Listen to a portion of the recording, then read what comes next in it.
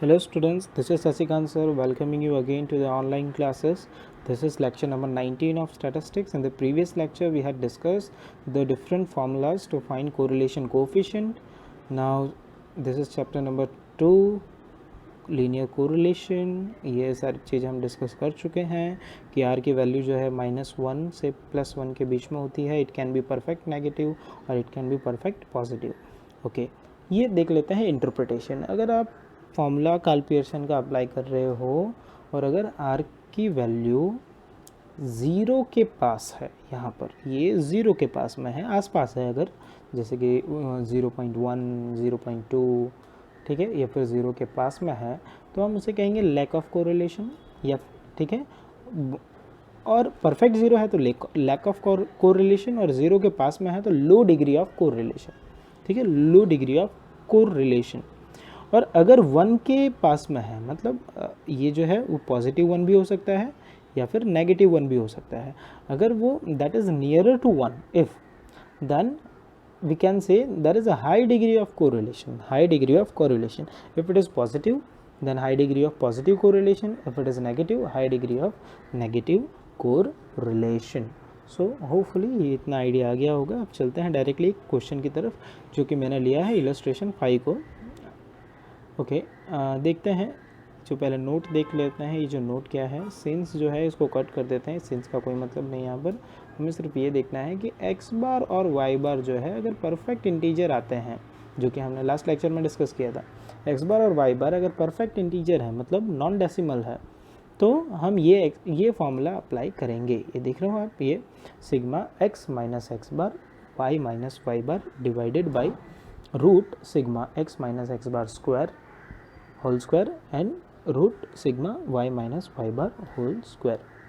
तो फ्रेंड्स, आज का जो लेक्चर है वो सिर्फ इसी फॉर्मूले पे बेस्ड होगा. फिर इस फॉर्मूले से रिलेटेड 5 सम्स आपको होमवर्क में दिए जाएंगे. जैसे आप वो 5 सम्स सॉल्व करोगे, ये फॉर्मूला जो है वो पक्का हो जाएगा. तो देख लेते हैं इलस्ट्रेशन 5 क्या कहता है. तो इलस्ट्रेशन 5 जो है वो कहता है, हम रीड कर रहे हैं, the following information is collected by taking a sample of 7 candidate. ठीक है, तो यहाँ पर कैंडिडेट कितने हैं? 7 कैंडिडेट्स हैं. Having nearly same intellectual ability to know the effect of last days of preparation for a competitive examination of general knowledge on the result of examination. ठीक है, तो यहाँ पे दो चीज़ के बीच में रिलेशन है. कौन कौन सा?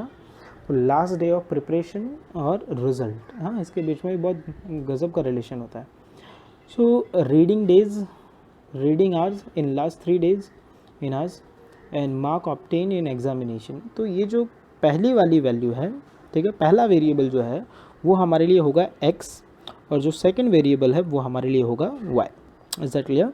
The first variable will be x and the second will be y. क्या फाइंड करना है वो नीचे लिखा हुआ है. Find the correlation coefficient between reading hours of the last 3 days and mark obtain in examination from the data and interpret it. Okay, तो हम चलते हैं आंसर की तरफ. ये अभी को अब यहाँ से लेकर के इतना पोर्शन आप जो देख रहे हो, ये क्वेश्चन को ब्यूटीफुली लिखा गया है. पूरे क्वेश्चन को हमने ऐसा कैसा लिखा. ठीक है, लिखने के बाद में हमें इसका टोटल करना है. पहले वाले को हम क्या नाम देंगे? x, और जो दूसरा वेरिएबल है उसे हम क्या नाम देंगे? y. इतना काम हो जाए तो पहला काम हमारा होता है x बार और y बार फाइंड करना. जो x बार और y बार जो फाइंड करना है, परफेक्ट इंटीजर है या नहीं वो चेक करने के लिए. तो यहाँ चेक किया, तो सबसे पहला जो है, ये जो पहली लाइन आपको दिख रही है, ये हमने x बार फाइंड किया. x बार है 33 और y बार है 72, है ना. तो x बार है 33 और y बार कितना है? 72. तो क्या ये परफेक्ट इंटीजर है? यस, क्योंकि ये डेसिमल में नहीं है. अगर ये डेसिमल में नहीं है तो हम कौन सा फॉर्मूला अप्लाई करेंगे, जो हमने अभी आने से पहले तुरंत डिस्कस किया था वो. तो फॉर्मूले को अगर आप देखो तो फॉर्मूला जो है वो हमारा इस तरह से है. हमें फॉर्मूले में कौन कौन से चीज़ों की ज़रूरत है, तो आप देख रहे हो, पहले हमें चाहिए x माइनस एक्स बार, फिर हमें चाहिए y माइनस वाई बार. तो पहले वो फाइंड कर लेते हैं. ठीक है, तो ये आप देख रहे हो यहाँ पर x माइनस एक्स बार की लाइन जो है वो x माइनस एक्स बार के लिए कॉलम है और y माइनस वाई बार के लिए कॉलम है. अच्छा, हमारा एक्स बार क्या था, तो हमारा एक्स बार जो था वो था 33 और वाई बार था 72, ठीक है। हमारा एक्स बार था 33 और वाई बार है 72।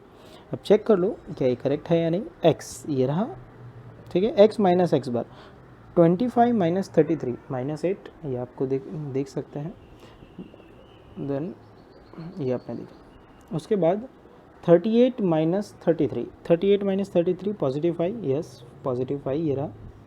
Then 30 minus 33 negative 3, yes negative 3। 28 minus 33 negative 5, then so on. इस तरह से X minus X bar find किया। ध्यान ये रखना है कि एक्स माइनस एक्स बार के कॉलम का टोटल हमेशा 0 होना चाहिए, ठीक है, 0 के अलावा दूसरी कोई वैल्यू नहीं मिलेगी। फिर फाइंड करना है हमें y माइनस वाई बार। तो y माइनस वाई बार के लिए y बार हमारा कितना था, तो y बार था 72। चेक कर लेते हैं। 65 minus 72 negative 7, 75 minus 72 3 positive, 68 minus 72 -4, so on. इस तरह से फाइंड किया, इसका भी टोटल कितना मिलेगा 0। तो इस तरह से फॉर्मूला देखा, फॉर्मूले में हमें 2 चीज़ की ज़रूरत थी तो वो हमने फाइंड कर लिया। अब वापस से फॉर्मूला देखो तो ध्यान आएगा कि हमें क्या चाहिए। और फॉर्मूले की तरफ अगर चलें तो फॉर्मूले में x माइनस एक्स बार और y माइनस वाई बार का मल्टीप्लिकेशन है। तो मल्टीप्लिकेशन के लिए अलग से कॉलम प्रिपेयर करना है, फिर बाद में दोनों के होल स्क्वायर के लिए कॉलम प्रिपेयर करना है। ओके, तो कॉलम्स कितने प्रिपेयर करने हैं उसको रटना नहीं है, क्या करना है, फॉर्मूले को अच्छे से देखना है और फिर पता लगाना है ये कौन कौन से कॉलम प्रिपेयर करना है। तो ये जो कॉलम है, कॉलम नंबर 5 ये है x minus X bar into Y minus Y बार। ये जैसे कि ये रहा 8 7 ज़ा 56, ये रहा 56 है ना, इस तरह से। देन 5 3 ज़ा 15, तो ये रहा 15, इस तरह से। तो सारे मल्टीप्लिकेशन ऑब्टेन करने हैं। फिर पॉजिटिव और नेगेटिव का ध्यान रखना है। अगर दोनों वैल्यू नेगेटिव है तो आंसर पॉजिटिव होगा, अगर एक वैल्यू नेगेटिव है तो आंसर नेगेटिव होगा। देन x माइनस एक्स बार का स्क्वायर चाहिए, तो ये रहा x माइनस एक्स बार। इसका अगर स्क्वायर करोगे, जैसे कि 8 का स्क्वायर 64, 5 का square 25, square of 3 9, square of 5 25, square of 1 1, square of 7 49, so on. And similarly square of y minus Y bar. सो y माइनस वाई बार का स्क्वायर 7 स्क्वायर 49, 3 का square 9, then 16 and so on. फिर हमें सबके चाहिए total, तो last के 3 column का टोटल करना है, फॉर्मूला लिखना है और उस फॉर्मूले में वैल्यू सब्सटीट्यूट करनी है। चेक कर लेते हैं ज़रा।